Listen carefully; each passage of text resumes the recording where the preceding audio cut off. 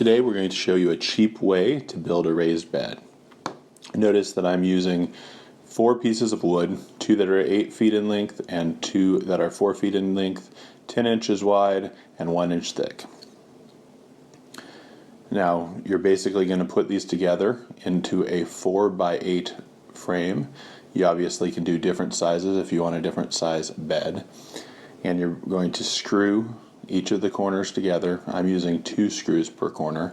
You can use more. You can also use brackets to help hold the corners together if you prefer, or even drive a stake into the ground for more stability. I'm not choosing to do that here.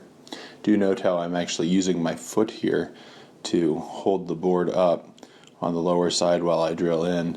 If you're doing this by yourself, you'll have to use creative things like the foot to hold the board in place. Now, some people will actually choose to level out the ground before they start this project, and that is a good idea to make your bed be all good and level. I didn't choose to go through that step, but obviously you can choose to do so if you want to do so. Now, the board I'm using here is just a common board. That does mean that it is subject to insects or just deterioration and rot. It's not been pressure treated. It's not cedar. I'm going for a much cheaper, but it will last probably less time. You could use the option of actually painting your boards. A lot of people wouldn't want to do that because it's going to be a garden, but that would help preserve the time that they last. I'm not doing that step either. Here you'll see I'm adding the final board after having screwed 2 of the corners in.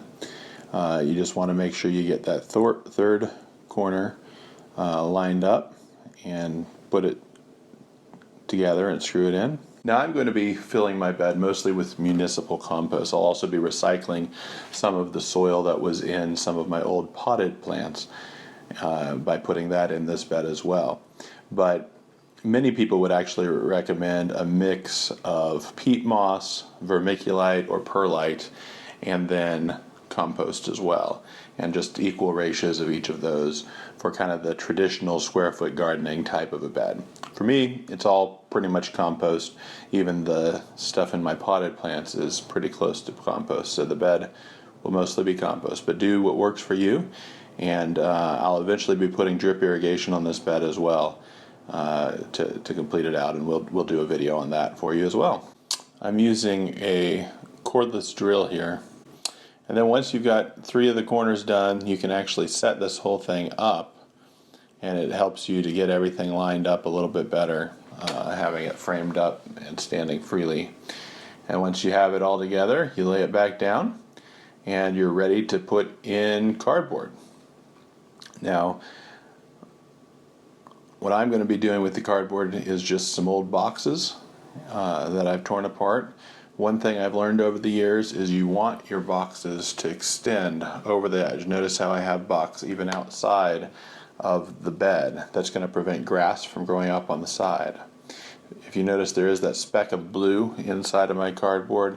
Mostly you're not going to want painted cardboard, but a little bit of it's not going to hurt.